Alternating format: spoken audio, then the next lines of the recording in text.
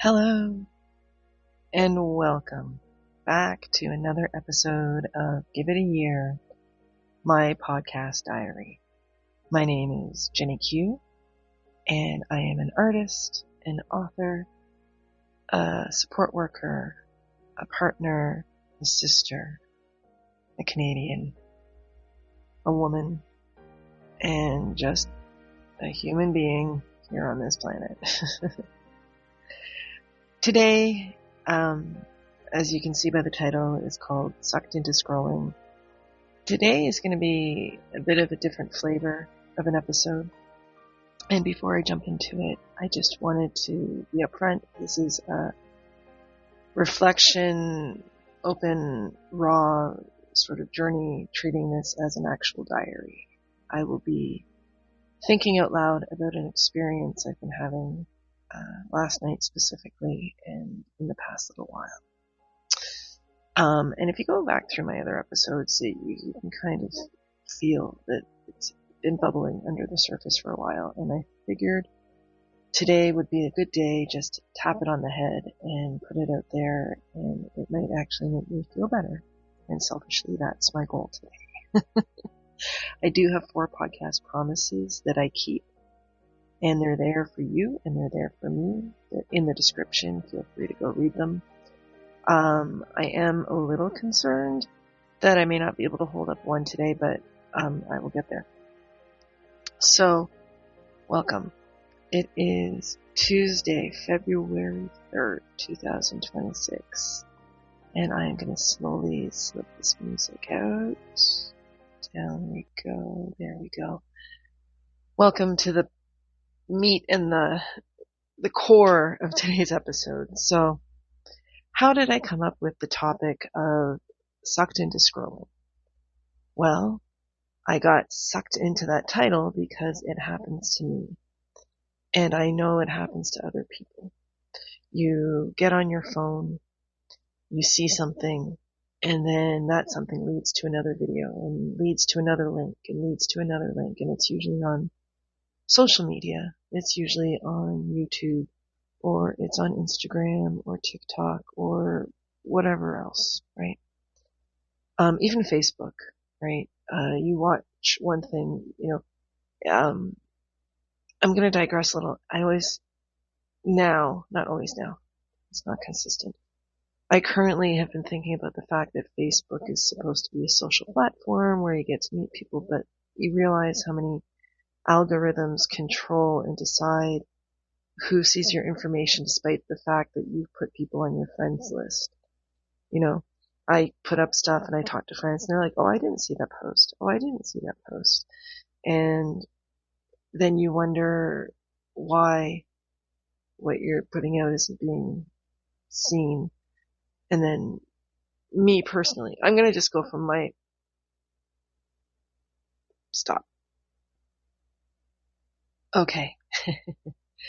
You may not be able to tell, the recording just comes right back, but I actually paused recording for about 2 minutes. I did some deep breathing, and I contemplated stopping and restarting from the beginning. But then that goes against the whole purpose of this specific episode today. And I just want to get into it, and I'm just going to be upfront. This episode really is going to be a diary entry. I'm just thinking out loud. And what has me consumed this morning is how much I got sucked into scrolling. And it's not the actual act of scrolling. I don't think social media is bad or evil or anything. What I think is that technology has allowed humans to amplify the thing that they're going through, or the thing they're experiencing, or the thing they want to do. And so when you pick something to watch or listen to or whatever, every platform has algorithms in there that are designed to feed you more of the same. And so myself specifically, what's been happening is I have been very much attentive to our political landscape here in Canada. And there is a definite, clearly contrasting division between our political parties that I've never experienced in my lifetime, between the Liberal Party and the Conservative Party.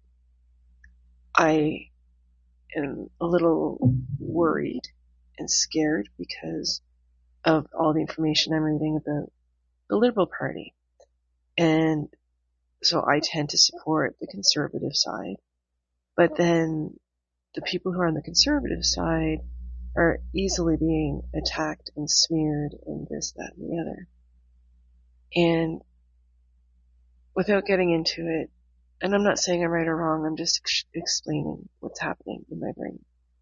So when I open my feed on social media, everything that is offered up to me is different political people I follow. And they're getting engaged in a back and forth, and underneath all of it, I know there are very real things that are wrong in our country right now. We have extremely high food bank use, which means people are hungry.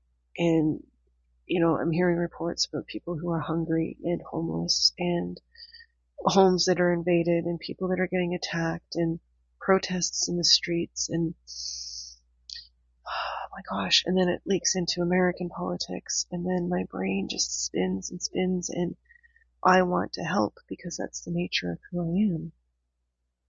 And so then I get stuck in this cycle, and then what happens is my fear gets lit up.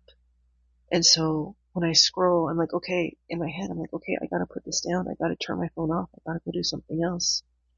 But then there's a poison, and I am going to use that word. There's a poison, there's a toxicity in my brain that says if I put it down, what I do is not going to make a difference. I should at least stay informed. And it's that whole, you can't turn away from an accident or a tragedy. It's just that human thing where you have to watch and look, and you do it for self-preservation. You do it to keep yourself safe, to understand where you are, ultimately that's my understanding. That's how humans function. And so right now, I feel like the entire world is about to implode. And I'm scared for Canada. I'm scared for how big our debt is. I'm scared for the number of unemployment. I'm scared for the excessive immigration numbers. I'm scared for the people struggling with mental health. I'm scared for the people who are having trouble with addiction and homelessness. I'm scared that it's all gonna collapse and there's nothing I could have done. And then it comes back to that core part of me that wants to help and knows that life is good and life can be better and life is wonderful. Anyway, so this rambling I'm doing right now, this is everything that gets stuck in my brain when I get stuck into my scrolling. And I'm going to try and keep this episode short just for the point of it. Anyway, as I ramble, I don't know if anyone listening, if you are listening, if anyone's listening, if you understand or can identify with everything that's going through my brain, and you feel like the entire world is online, and you feel like that if I'm not getting any likes or views or people are responding to my posts, that I'm not being seen, and then that strokes my fear. And then if I'm not seen, it strokes the anxiety of, do I matter? And then it strokes that, those old wounds in my own head of, if I don't matter, should I be here? And it goes down. It goes down, and it goes down, and it goes down, and it's scary. And I woke up today, and I woke up in anxiety, and my body was chilly, and I was cold, and I couldn't get out of bed. I got out of bed. I tried to do my routine. It couldn't work, so I went back to bed. And now I'm back up. I did my push-ups. I'm back. I'm here. I'm looking at the time, and I'm doing this. I'm doing this to push it through, and it's going to probably be terrible, but I'm pushing it through to make a point. And my point is that worry, because I have anxiety, worry and fear, they're not real. They feel real, but they're not real. And what I mean by that is worry and fear are about things that have not yet happened, but you think could happen. So, for example, worrying about if Canada is going to fall into more of a socialist communist regime or stay a democracy, or fear that I'm going to gain weight, fear that I'll never sell any art, like fear and worry and anxiety. It's not happened. It's not real. It feels real. Or, worry or fear or shame, it could be things from the past of I've done this, I've done that, I'm not doing it right. Yes, they've happened. And they might have really happened, but in the moment they're not real. And that's the thing, right? And so when fear and anxiety weed their way into your mind, and social media amps it up with all of the algorithms that latch on to what you're looking at because you're trying to find something to give you reassurance that the world is okay, it's a vicious cycle. And part of the reason I created this podcast is I want to create pockets of positive space in the cyber world because I find it so overwhelming. And I do it and I love it and I love being here every Tuesday. But then I don't get anyone listening. I don't get any stats that people are listening. And then it's like, is it making a difference? But then I think about all the different mentors I listen to, Mel Robbins and Earl Nightingale and Jim Rohn and Napoleon Hill and all of these amazing people. And even, other people just randomly posting on social media saying, you've got to be consistent. You've got to keep it up. So maybe one day what I do will make a difference. And maybe one day what I do will help.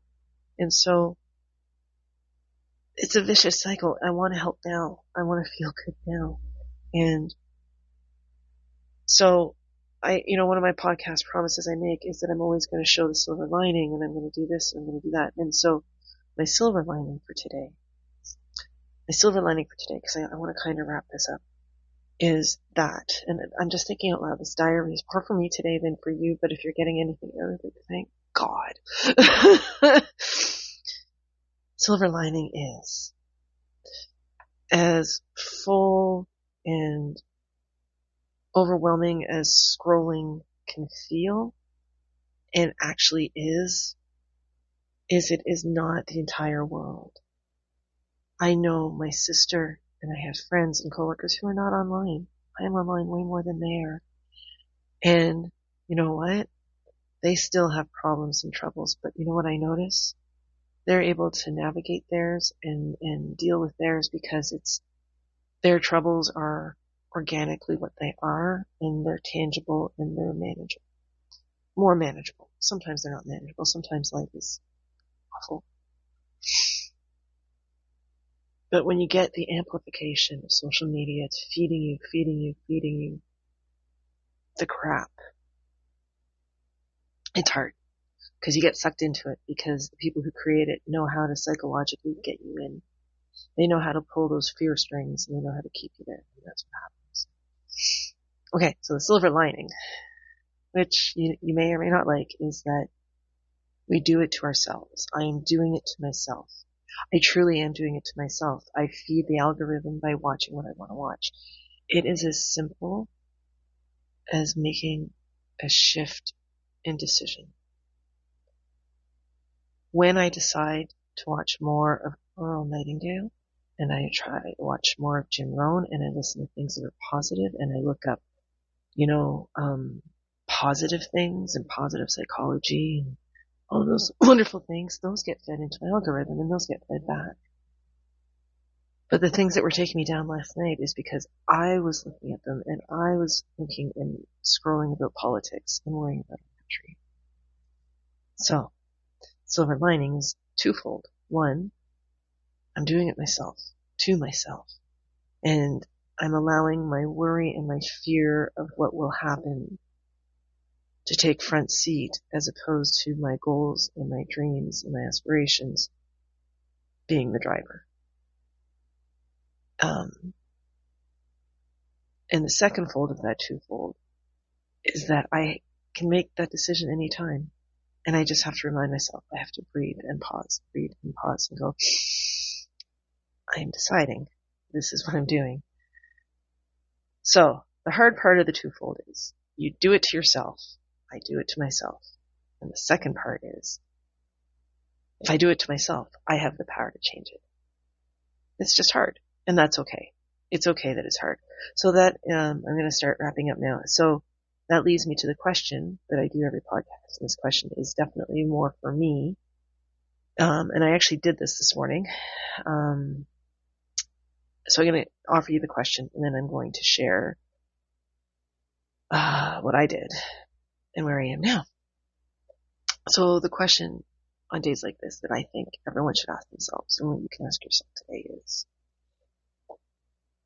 what can I do? Not what should I do? What do I need to do? What can I do? And then pause and think and breathe. And so I did that today. I asked myself, I said, what can I do? And I took a breath. I breathed out. And these things popped into my head. I can sit here and push through all the things I do every morning routine and feel bad and feel like I'm running out of time and just spin that. I can sit and scroll, or I can go back to bed and rest and listen to some meditation music and think a little bit more. And that's what I did. I went back to bed. And my boyfriend was still in bed, and I touched his arm, and I took another breath. And I reminded myself life is good. And I took another breath. And I got out of bed, and I still had residual fears and things running through my head. And I said, I'm doing a push-up challenge to raise awareness for mental health. I need to do my push-ups. So I proceeded to do 52 push-ups. And then I said, I love my podcast, and I want to do my podcast. So I'm here. And the reason I'm here is because I'm sure I'm not the only one who goes through this stuff. And if you stuck with me, and if this has resonated, if anything I've said has helped, I am so happy. And if you buggered off and you didn't even hear this part, then that's okay too, because today's podcast was more for me. And I'm going to tell you, I feel better now. I feel better because I took a rest. I feel better because I know I can finish that challenge this month to do 2,000 push-ups. I feel better because now I know I've accomplished one of my goals, which is creating a positive space through some heavy stuff. But I've created a positive space in cyberspace, and I hope someone takes advantage of this. And I know that tonight I will create something, and I know that the future is great. And I know that terrible things will happen, but I also know that I'm in charge of my mind, my little bubble in the world, just like you are. And that is why I live by my philosophy. And as I wrap up today's episode, please remember my philosophy, which is to make every day better and to help the world heal. All you have to do, and everyone can do this, all I have to do is share your smile, share your love, and share your laughter. If you do those three things every day, they can't help but make your life better, another person's life better, and eventually, hopefully, connect and expand and make the whole world a little lighter, a little happier, and a little more connected. So, thank you if you've sat through this entire episode for almost 20 minutes, and know that I appreciate you, and I am not going to stop with my podcast. I said give it a year. This is one of the days of the year. Oh, and one last thing I wanted to point out before I finish, another silver lining to think and take away with, is if you don't have bad days like this, like I'm having today, if you don't have the anxiety, if you don't have the fears, you don't know the good days. If you don't know what you're scared of, you don't know what you adore. If you don't know what's got you down, you don't know what's going to lift you up. If you don't feel the fear, you don't know what it is to feel joy. I know this because I've lived all this and I've studied this, and this is, just trust me. If it sounds like hooey to you and woo woo and whatever, it's not. So I am grateful for today. I am grateful for the struggle that I'm having, and I am grateful that I'm going to have this done before I even have to go to work. I'm grateful for this space. I hope that someone else is able to enjoy it and take something away from it. And I don't normally ask people to drop comments, but if you do hear this podcast, please drop me a message. Drop me a message and let me know if you listen to the whole thing.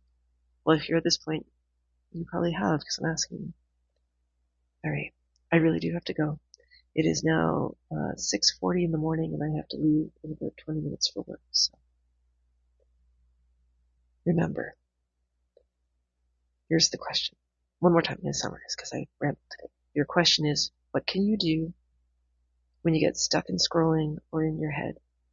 What can you do? And only you can answer that. The things, you have your options. And remember, it's twofold. You are responsible for it. You invite things, but you also have the power to decide to change the things you put in front of you. And if you're having a crap day, be grateful for it because it means good days are coming. It's just a fact. Have a great day, everyone. And I'll see you next Tuesday.